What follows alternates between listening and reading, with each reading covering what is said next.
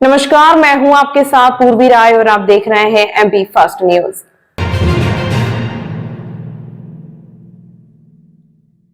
उज्जैन इंदौर में दूषित पानी से हुई मौत की घटना के बाद उज्जैन में भी स्वच्छ और सुरक्षित पेयजल आपूर्ति को लेकर सियासत तेज हो गई है। इसी कड़ी में कांग्रेस के नेता प्रतिपक्ष रवि राय के नेतृत्व में कांग्रेस पार्षद दल ने गौघाट जल शोधन संयंत्र का निरीक्षण किया। निरीक्षण के दौरान प्लांट की स्थिति देखकर पार्षदों ने जल आपूर्ति व्यवस्था पर गंभीर सवाल खड़े किए। नेता प्रतिपक्ष रवि राय ने कहा कि प्रदेश सरकार, पीएचई विभाग और जिला प्रशासन अलर्ट मोड में होने के दावे कर रहे हैं, लेकिन गौघाट प्लांट की वास्तविक स्थिति इन दावों की पोल खुल रही है। प्लांट परिसर में जगह जगह काई जमी हुई है, गंदगी के ढेर लगे हैं और इसी प्लांट से उज्जैन की लगभग 7 लाख जनता और बाहर से आने वाले श्रद्धालुओं को पानी सप्लाई किया जा रहा है। रवि राय ने आरोप लगाया कि जब प्लांट ही अशुद्ध है तो शहर में पहुंचने वाला पानी स्वच्छ कैसे हो सकता है। उन्होंने कहा कि प्लांट में कोई डिग्रीधारी या तकनीकी विशेषज्ञ पदस्थ नहीं है। पूरा संचालन आउटसोर्स और सहायक कर्मचारियों के भरोसे चल रहा है, जो सीधे तौर पर जनस्वास्थ्य के साथ खिलवाड़ है। शहर में लगातार गंदे पानी की शिकायतें नागरिकों द्वारा पार्षद, जनप्रतिनिधियों और समाचार पत्रों के माध्यम से की जा रही है, लेकिन प्रशासन केवल बैठकें कर औपचारिकता निभा रहा है। स्मार्ट सिटी परियोजना पर सवाल उठाते हुए रवि राय ने कहा कि उज्जैन को 24 घंटे आरओ युक्त पानी देने की घोषणा की गई थी, लेकिन आज स्थिति यह है कि एक गिलास स्वच्छ पानी भी नियमित रूप से उपलब्ध नहीं हो पा रहा है। नेता प्रतिपक्ष ने यह भी आरोप लगाया कि जल गुणवत्ता की 16 प्रकार की अनिवार्य जांच होनी चाहिए, जबकि वर्तमान में आधी अधूरी और संदिग्ध जांच की जा रही है। गौघाट जल शोधन संयंत्र की कार्यप्रणाली में तुरंत सुधार किया जाए, विशेषज्ञों की नियुक्ति हो और शहरवासियों को शुद्ध एवं सुरक्षित पेयजल उपलब्ध कराया जाए। मध्य प्रदेश की पूरी सरकार, पीएचई विभाग, जिला प्रशासन हर शहर में अलर्ट मोड पे है कि मध्य प्रदेश में लोगों को स्वच्छ पानी मिले। लगभग 15 दिन से अलर्ट मोड पे है। जब इंदौर की घटना हुई उसके बाद रोज मीटिंगों का दौर जारी है, रोज समझाइश दी जा रही है, पर ये आज कांग्रेस पार्टी के पार्षदों ने ये सब देखा है, प्रेस ने भी देखा है। पूरे प्लांट में कई के गुच्छे लगे हुए, कचरे के ढेर लगे हुए। यही पानी उज्जैन की 7 लाख जनता और मध्य प्रदेश और भारत के आने वाले श्रद्धालुओं को यही हरा नीला पानी पीना पड़ रहा है। जब प्लांट ही अगर इतने अशुद्ध है, प्लांटों में इतनी कई जमी है, तो निश्चित रूप से फिर शहर में पानी कैसा जा रहा होगा। जब प्लांट ही आपके दुरुस्त नहीं है, पूरे प्लांटों में काई जमी है, काई के ढेर लगे हुए जगह जगह, और निश्चित रूप से इस प्लांट पे, इस गौघाट प्लांट पर यहाँ पर कोई डिग्रीधारी, कोई एक्सपर्ट व्यक्ति यहाँ पर पदस्थ नहीं है। असिस्टेंट के रूप में काम कर रहे, आउटसोर्सेस कर्मचारी के रूप में काम कर रहे। तो आखिर में मध्य प्रदेश की सरकार इस मामले में भी लोगों की नियुक्ति नहीं कर सकती, यहाँ पर अच्छे टेक्नीशियन नहीं बैठा सकती। ये हमारे स्वास्थ्य के साथ क्यों खिलवाड़ कर रही है? क्यों गंदा पानी, पूरे शहर में गंदे पानी की शिकायत नागरिक करते, साथियों से करते, पार्षद साथियों से करते, जनप्रतिनिधियों से करते, समाचार पत्रों के माध्यम से करते। आखिर ये उज्जैन शहर का प्रशासन, नगर निगम प्रशासन कब लोगों को स्वच्छ पानी पिलाएगा? कहने को हम स्मार्ट सिटी है, 10 साल पहले स्मार्ट सिटी की घोषणा थी कि उज्जैन शहर में 24 घंटे आरओ युक्त पानी दिया जाएगा। अरे 1 घंटे का आधा घंटा भी 1 गिलास स्वच्छ पानी देने की स्थिति में ये भारतीय जनता पार्टी का बोर्ड, भारतीय जनता पार्टी की सरकार, प्रदेश की हो चाहे भारत की हो, 1 गिलास पानी स्वच्छ देने को तैयार नहीं है और ना इनकी शक्ति है। ये केवल बड़े बड़े भाषण देके नागरिकों के साथ स्वास्थ्य के साथ खिलवाड़ कर रही है, उनकी जान से गिर रही है। सब जितनी भी टेस्टिंग हुई है सब में गड़बड़ है। 16 प्रकार की टेस्टिंग होना चाहिए, केवल 8 टेस्टिंग की रिपोर्ट है। मैं आप सब पत्रकार बंधु को वो कॉपी भी डालूंगा। उज्जैन मध्य प्रदेश सरकार किसानों की सुविधा और सशक्तिकरण के लिए लगातार नए प्रयास कर रही है। सरकार की मंशा है कि किसानों को खेती के दौरान किसी प्रकार की परेशानी न हो। इस उद्देश्य से कृषि क्षेत्र में आधुनिक तकनीक का उपयोग किया जा रहा है। संचालनालय कृषि भोपाल से प्राप्त निर्देश अनुसार जिले के सभी उर्वरक विक्रेताओं का प्रशिक्षण कृषि विस्तार एवं प्रशिक्षण केंद्र उज्जैन में आयोजित किया गया।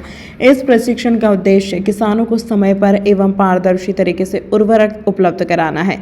इसके तहत प्रदेश में लागू की जा रही नवीन उर्वरक वितरण प्रणाली ई विकास प्रणाली के माध्यम से उर्वरक वितरण की प्रक्रिया की विस्तृत जानकारी दी गई। ई विकास प्रणाली के अंतर्गत किसान e-token.mpkrishi.org पोर्टल पर जाकर अपने आधार कार्ड के माध्यम से पंजीयन कर सकेंगे। इसके बाद एग्रीस्टैक से प्राप्त भू अभिलेख के आधार पर किसान की भूमि, बोए गए रकबे, आधार नंबर एवं मोबाइल नंबर का सत्यापन किया जाएगा। ई टोकन में किसान की भूमि एवं बोए गए रकबे के अनुसार निर्धारित उर्वरक की मात्रा प्रदर्शित होगी। किसान यह टोकन QR कोड उर्वरक विक्रेता को दिखाएगा, जिसे स्कैन कर विक्रेता निर्धारित मात्रा में उर्वरक उपलब्ध कराएगा। यह पूरी प्रणाली पूर्णतः डिजिटल होगी। प्रशिक्षण कार्यक्रम में उज्जैन जिले के समस्त उर्वरक विक्रेताओं ने सहभागिता की। उप संचालक कृषि द्वारा सभी विक्रेताओं को जानकारी देते हुए बताया गया कि शासन की मंशा अनुसार शीघ्र ही जिले में ई टोकन के माध्यम से उर्वरक वितरण प्रारंभ किया जाएगा। साथ ही पोर्टल को किसान हितैषी बनाने हेतु विक्रेताओं से सुझाव भी आमंत्रित किए गए ताकि आवश्यकता अनुसार सुधार हेतु वरिष्ठ कार्यालय को अवगत कराया जा सके। प्रशिक्षण में शाजापुर से आए मास्टर ट्रेनर भी प्रेम पटेल ने ई विकास पोर्टल के संचालन एवं उपयोग संबंधी विस्तृत मार्गदर्शन प्रदान किया। मध्य शासन द्वारा प्रदेश में 15 जनवरी से ई टोकन प्रणाली लागू की गई है, जिसके माध्यम से किसानों को ई टोकन के माध्यम से ही जो है खाद वितरण होगा। इसके संबंध में जिले के समस्त समिति प्रबंधक, निजी विक्रेता तथा मार्केट के सभी अधिकारी कर्मचारियों को प्रशिक्षण दिया गया और उनको बताया गया कि सभी शासन के निर्देश हैं उनका पालन करें और 15 जनवरी से किसानों को अब ई टोकन के माध्यम से ही खाद का वितरण होगा। इसमें इस प्रणाली से यदि किसान को बहुत ज़्यादा फायदा है। किसानों को लाइन नहीं लगानी पड़ेगी, घर बैठे ई टोकन जनरेट करके घर पर ही जो है खाद प्राप्त कर सकते हैं या संस्थाओं में जिससे ई टोकन है उससे सीधे खाद प्राप्त कर सकते हैं, जिससे उनकी समय की बचत होगी और लाइन ऑर्डर की स्थिति भी निर्मित नहीं होगी।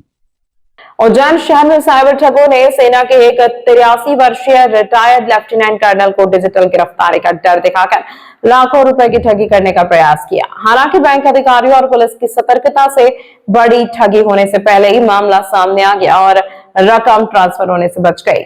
लेकौड़ा गांव निवासी retired lieutenant colonel Gangaram Verma को मंगलवार को एक कॉल आया। कॉल करने वाले ने बताया कि उनके नाम से जारी एक अन्य मोबाइल नंबर का इस्तेमाल मनी लॉन्ड्रिंग में किया गया है। जब कर्नल वर्मा ने इसका विरोध किया तो कॉल को कथित रूप से मुंबई पुलिस स्टेशन से जोड़ दिया गया। इसके बाद एक व्यक्ति ने खुद को मुंबई पुलिस अधिकारी बताते हुए बॉम्बे हाई कोर्ट से वारंट जारी होने, CBI जांच और तत्काल गिरफ्तारी की धमकी दी। ठगों ने दावा किया कि कर्नल वर्मा के नाम से कैनरा बैंक खाते के जरिए 247 लोगों के साथ करीब 2.5 करोड़ रुपए का फ्रॉड हुआ है, जबकि उनका कैनरा बैंक में कोई खाता ही नहीं था। CBI, मुंबई पुलिस और ED के अधिकारी बनकर ठगों ने लगातार वीडियो कॉल, धमकी भरे मैसेज और फर्जी दस्तावेज भेजे। बदनामी के डर से दंपति ने इस बारे में किसी को कुछ नहीं बताया। ठगों ने कर्नल वर्मा से 3 लाख रुपए की मांग की और एक अकाउंट में जमा कराने को कहा। डर के चलते कर्नल वर्मा SBI की नई सड़क शाखा में RTGS कराने पहुंचे। इस दौरान उनकी घबराहट और लगातार आ रही कॉल्स को देखकर बैंक के सीनियर एसोसिएट प्रियांक को संदेह हुआ। प्रियांक ने तत्काल पुलिस को सूचना दी। सूचना मिलते ही CSP राहुल देशमुख, दीपिका शिंदे और माधवनगर थाना पुलिस बैंक पहुंची। पुलिस ने करीब 1 घंटे तक कर्नल वर्मा को विश्वास में लेकर उनके मोबाइल की जांच की, जिसके बाद रकम ट्रांसफर रखवा दी गई और बड़ी ठगी टल गई। वहीं retired lieutenant colonel Gangaram Verma ने भावुक होते हुए बताया कि बदनामी के डर के कारण उन्होंने किसी को इसकी जानकारी नहीं दी थी। स्टेट बैंक के कर्मचारियों और पुलिस की तत्काल कार्रवाई से हम लोग प्रिवेंट कर पाए। हमारे आर्मी के रिटायर्ड अधिकारी हैं, लेकोड़ा गांव के रहने वाले हैं, वरिष्ठ नागरिक हैं। इनको बैंक इनके फोन पर कुछ धमकियां आई डिजिटल अरेस्ट से related. High court Bombay, department of revenue, अलग अलग विभागों के, सेंट्रल ब्यूरो ऑफ इन्वेस्टिगेशन, इस तरह के अलग अलग विभागों के इनको डरावने पत्र भेजे गए और ये तत्काल इन्होंने कल से आज में SBI बैंक में पहुंचे अपने खाते में, नई सड़क ब्रांच पे, जहां पर इन्होंने 3 लाख रुपए ट्रांसफर करने के लिए अपने बैंक कर्मी को बताया। बैंक कर्मियों ने नोटिस किया कि दादा परेशान है, जल्दबाजी कर रहे हैं और बार बार उनके पास फोन आ रहे हैं। उन्होंने तत्परता दिखाते हुए अपनी रिश्तेदार हमारी एसडीओपी खाचरौद आकांक्षा को इसके संबंध में जानकारी दी, जिसने तत्काल हमारे पुलिस के व्हाट्सएप ग्रुप पर यह मैसेज सर्कुलेट किया।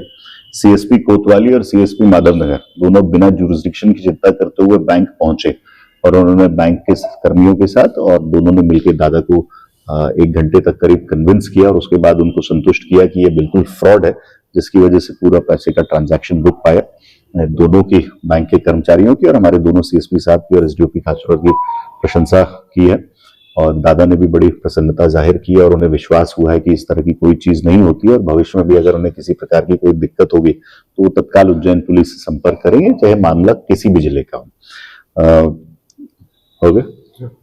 उज्जैन संयुक्त मेला अधिकारी सह संभागायुक्त आशीष सिंह और कलेक्टर रोशन कुमार सिंह ने निरीक्षण कर संयुक्त 2028 दृष्टिगत जिले के प्रमुख मंदिरों के पुनरुद्धार और श्रद्धालुओं के लिए सुविधा विस्तारीकरण के कार्य की कार्य योजना बनाने के लिए आवश्यक दिशा निर्देश संबंधित अधिकारियों को दिए।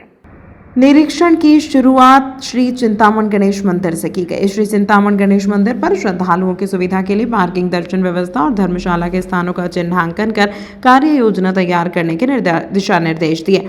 श्री शनि मंदिर पर निरीक्षण के दौरान संयुक्त मेला अधिकारी आशीष सिंह और कलेक्टर रोशन कुमार सिंह ने निर्देश दिए कि मंदिरों के सामने खुला एरिया रखें जिससे शिखर श्रद्धालुओं को दूर से दिखे। एडमिन ब्लॉक मंदिर के साइड में रखें। श्रद्धालुओं के लिए होल्डिंग एरिया बनाएं। पहुंच मार्ग की चौड़ाई 10 मीटर से अधिक रखें। श्रद्धालुओं के लिए पर्याप्त छांव की व्यवस्था हो। पर्याप्त संख्या में वाहन पार्किंग की सुविधा कार्य योजना में समाहित करने के निर्देश दिए। इसके पश्चात ही हरसिद्धि माता मंदिर का निरीक्षण कर आवश्यक दिशा निर्देश दिए गए। निरीक्षण के दौरान smart city CEO Sandeep Shiva एवं अन्य संबंधित अधिकारी उपस्थित रहे।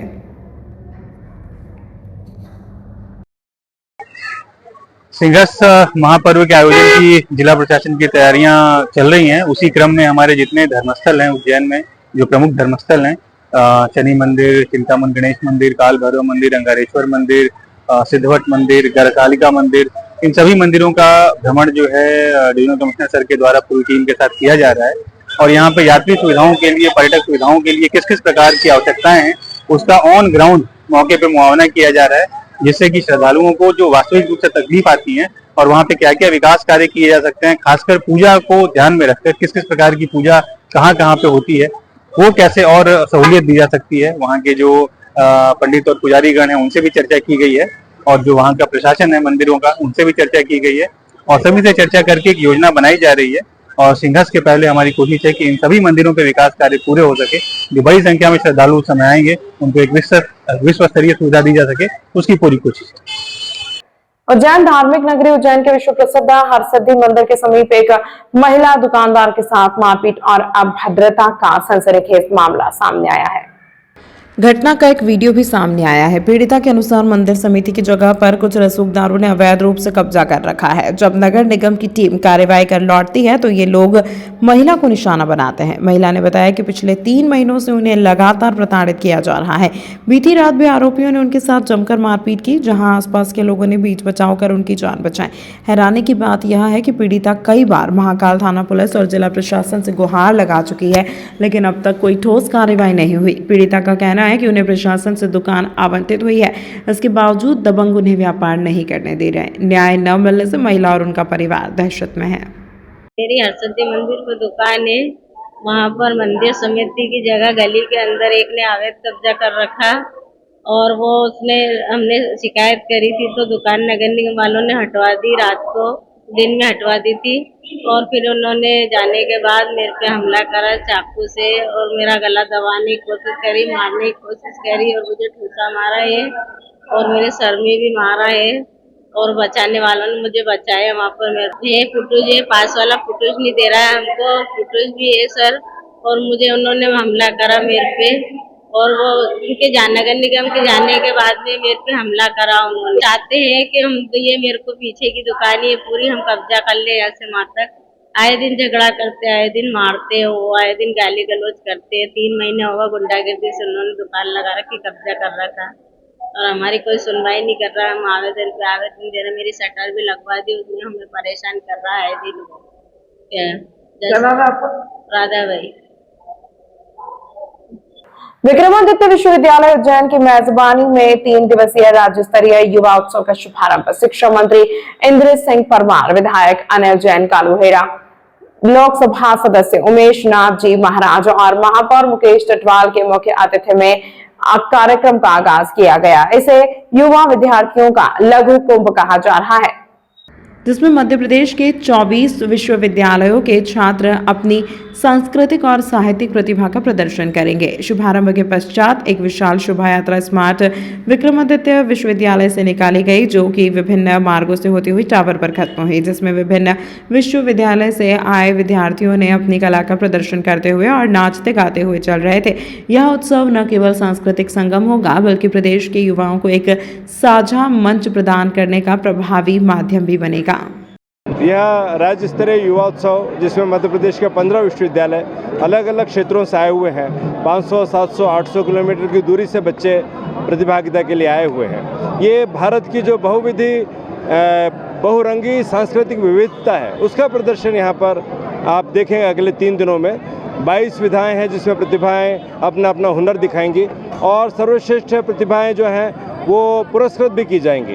परंतु पुरस्कार केवल इसलिए नहीं है कि वो सर्वश्रेष्ठ है, बल्कि इसलिए भी है कि वो सर्वश्रेष्ठ लोगों का प्रतिनिधित्व करता है। इसलिए सारे विद्यार्थी जो यहाँ पर आए हैं वो सभी इस दृष्टि से कि वे बच्चे हैं, हम उन सभी को विजेता मानते हैं, विचार करते हैं कि वे यहाँ तक आए हैं, विभिन्न मंचों से जीत करके वो आए हैं, जिला स्तर से, विश्वविद्यालय स्तर से, महाविद्यालय स्तर से, तो विजेता तो हैं ही।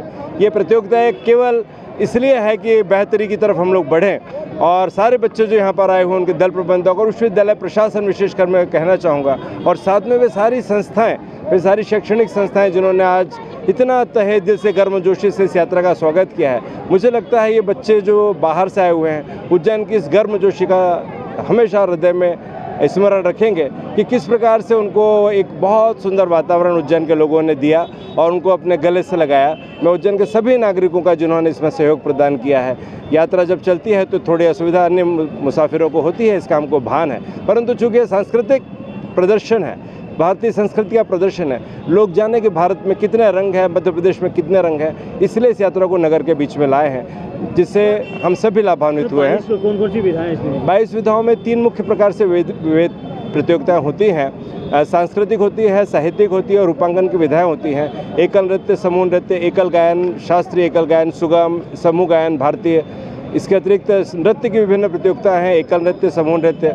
गायन में ही एकल गायन, पाश्चात्य गायन जैसी विधाएं हैं। रूपांकन की अलग अलग विधाएं हैं, कोलाज है, पोस्टर मेकिंग है, कार्टूनिंग है, स्पॉट पेंटिंग है, क्ले मॉडलिंग है। इसी तरह से वक्तृत्व कला है, वादवत की कला है और आधुनिकतम विद्यार्थी आधुनिक समय के साथ चल रहे हैं कि नहीं, इसके लिए प्रश्न मंच जैसी विधाएं भी हैं। तो ऐसी बहुत खूबसूरत विधाएं प्लान की गई। ये सभी विक्रम विश्वविद्यालय परिसर में आयोजित हैं। इसके लिए हमने 5 स्थानों को चिन्हित किया है। विक्रम विश्वविद्यालय के विभिन्न केंद्र तो हैं ही, इसमें हमें अन्य संस्थानों से भी, जिसको हम मध्य प्रदेश सामाजिक शोध विज्ञान संस्थान कहते हैं, उन्होंने भी अपनी भूमि हमें उपलब्ध कराई है, अपना स्थान उपलब्ध कराया है। कुछ प्रतियोगिता हम वहाँ आयोजित कर रहे हैं, अन्यथा जो अन्य प्रतियोगिताएं हैं उनका आयोजन या तो SOET में होगा, school of engineering and technology में होगा, अथवा शलाका दीर्घा में है, अथवा विद्या अध्ययनशाला में है, अथवा स्वर्ण जयंती सभागार में है, अन्यथा मुक्ताकाशी मंच पर सारी प्रतियोगिताएं आयोजित होंगी। कहाँ से चल समारोह निकाला जाएगा? चल समारोह विक्रम विश्वविद्यालय के द्वार से आप देख रहे हैं कि जो हमारा टावर चौक जिसको हम कहते हैं, घंटाघर कहते हैं, जो कि उज्जैन के इतिहास का साक्षी है, वहाँ तक हम विद्यार्थियों को लाए हैं। और चूँकि प्रतियोगिता प्रारंभ करनी है, अन्यथा विद्यार्थियों का भी आग्रह था कि सर महाकाल मंदिर तक चलें, लेकिन समय की मर्यादा को देखते हुए और चूँकि प्रतियोगिता शुरू करनी है, इसलिए हमें अनिच्छा के बाद भी इसको यहाँ पर समाप्त करना पड़ा है। और मैं विद्यार्थियों का जिन्होंने अनुशासन से इस मार्ग पर संचलन किया, उनके प्रति मैं आभारी हूँ। सारे साथी जो ये कठिन यात्रा थी, हमने पुलिस प्रशासन का इसमें हमको बहुत सहयोग मिला है। मैं उज्जैन जिला प्रशासन का भी बहुत आभारी हूँ जिन्होंने सहयोग प्रदान कर इस यात्रा को सफल बनाया। सर, कुल कितनी यूनिवर्सिटी से कितने छात्र यहाँ पर आए हैं? लगभग 15 विश्वविद्यालय हैं और 800 विद्यार्थी विभिन्न विश्वविद्यालयों से आने की सूचना है अभी हमारे पास में। और प्रतियोगिताएं, चूँकि विद्यार्थी कुछ समय से आते रहते हैं, इसलिए कुछ हो सकता है और भी जुड़ गए हों, तो लगभग 800 विद्यार्थी समस्त विश्वविद्यालयों से यहाँ पर जुड़ रहे हैं। समय अंतराल के बाद में ये कार्यक्रम जी, ये क्रमानुसार मध्य प्रदेश शासन की नीति है, इसको एक क्रम से प्रतियोगिता आयोजित की जाती हैं। सभी विश्वविद्यालयों को इसकी मेज़बानी का अवसर मिलता है। हम लोग भाग्यशाली हैं कि इस बार यह अवसर सम्राट विक्रमादित्य विश्वविद्यालय को मिला। क्रमशः इसको बारी बारी से सभी विश्वविद्यालयों को सौंपा जाता है शासन की नीति के अनुसार। धन्यवाद। उज्जैन नागदा मार्ग स्थित चक्रावदा टोल प्लाजा पर मंगलवार सुबह के दरमियान ही रात करीब 2:10 पर दबंगों ने जमकर उत्पात मचाया। बिना टोल टैक्स दिए जबरन निकलने की कोशिश कर रहे टाटा टिगोर सवार 4 युवकों ने रोकने पर कर्मचारी और उनके साथ गाली गलौज की और मारपीट शुरू कर दी। विवाद इतना बड़ा कि कार की पिछली सीट से उतरे युवकों ने अरुण की पीठ, गर्दन और सिर पर चाकू से ताबड़तोड़ हमला कर दिया। बिना टोल टैक्स दिए जबरन निकलने की कोशिश कर रहे टाटा टिगोर सवार 4 युवकों ने रोकने पर कर्मचारी अरुण के साथ गाली गलौज की और मारपीट शुरू कर दी। विवाद इतना बढ़ा कि कार की पिछली सीट से उतरे युवकों ने अरुण की पीठ, गर्दन और सर पर चाकू से ताबड़तोड़ हमला कर दिया। घायल कर्मचारी को गंभीर अवस्था में चरक अस्पताल भर्ती कराया गया, जहां उसके सिर और गर्दन पर टाँके आए हैं। पूरी वारदात सीसीटीवी में कैद हो गई है, जिसमें आरोपी साफ तौर पर मारपीट करते नजर आ रहे हैं। टॉप वर्थ टोलवेज कंपनी के अंतर्गत आने वाले इस बूथ पर पहले भी ऐसी घटनाएं हो चुकी हैं। भैरवगढ़ थाना पुलिस ने फुटेज के आधार पर मामला दर्ज कर आरोपियों की तलाश शुरू कर दी है। बांग्लादेश में हिंदुओं पर हो रहे अत्याचार के खिलाफ आज श्री बजरंग सेना ने प्रदर्शन करते हुए बांग्लादेश के प्रधानमंत्री का पुतला जलाकर विरोध प्रदर्शन किया।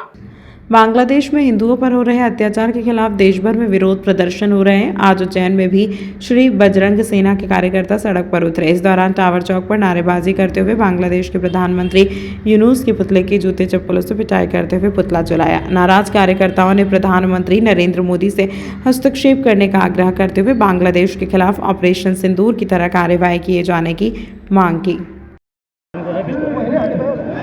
बजरंग सेना आज जो अपना बांग्लादेश में जो हिंदुओं के साथ अत्याचार हो रहा है, जो जलाया जा रहा है हिंदुओं को, उसके खिलाफ ये सुनवाई अगर हमारी सरकार नहीं करती है तो हम आगे और भी आक्रोश में आकर बाकी काम अपने हिसाब से करना चाहते हैं। आज क्या क्या कर रहा है आपने? आज हमने अपनी रैली निकाली है बांग्लादेश के खिलाफ और नागझिरी से लेकर टावर तक अभी आए हम लोग। आज आपने बांग्लादेश का पुतला भी जलाया? जी, अभी हमने बांग्लादेश का पुतला भी जलाया और यदि सरकार बांग्लादेश के प्रधानमंत्री का पुतला जलाया गया है और यदि सरकार को सिर्फ ये मैसेज देना है हमें कि हिंदुओं की रक्षा की जाए और हिंदुत्व के लिए जो लोग खड़े हैं इतने साथ में हैं, अगर ये हमारे साथ रहे तो हम आगे सरकार को और भी कुछ आंदोलन करके और करना चाहते हैं। संतोष विश्वकर्मा, उज्जैन जिला अध्यक्ष बजरंग सेना। मंत्री मोहित विश्वकर्मा ने आज सभी भाइयों के साथ में टावर चौक पे बांग्लादेश के खिलाफ पुतला दहन किया है। हमारे हिंदू भाइयों के साथ में जो भी अत्याचार हो रहा है उन्हें जिंदा जलाया जा रहा है। हमारी बहन बेटी के साथ में जो भी अत्याचार हो रहा है उनके खिलाफ लव जिहाद के लिए, हमारी गौ माता के साथ में जो भी समस्या हो रही है, जो उनके साथ में गलत काम हो रहे हैं, उसके लिए हम एक धारा भी तय करवाने के लिए महोदय से निवेदन कर रहे हैं। उसके खिलाफ हम ज्ञापन भी देने वाले हैं कलेक्टर महोदय को। और जितना भी हमारे हिंदुओं के साथ में गलत हो रहा है उसके उपलक्ष्य में हमने आज ये बड़ी सेना के साथ में, बड़े लोगों के साथ में, छोटे बड़े भाइयों के साथ में हमने आज पुतला दहन करा है। जो बांग्लादेश के प्रधानमंत्री को हमने नीचा दिखाया है, उनको पैरों से मारा है कि हमारे हिंदू भाइयों को बांग्लादेश के अंदर उनके साथ अत्याचार हो रहा है, उसके खिलाफ हम ये कार्यक्रम कर रहे हैं। मोहित विश्वकर्मा, प्रदेश महामंत्री, श्री बजरंग सेना। तमाम महत्वपूर्ण खबरों के लिए देखते रहिए MP फर्स्ट न्यूज।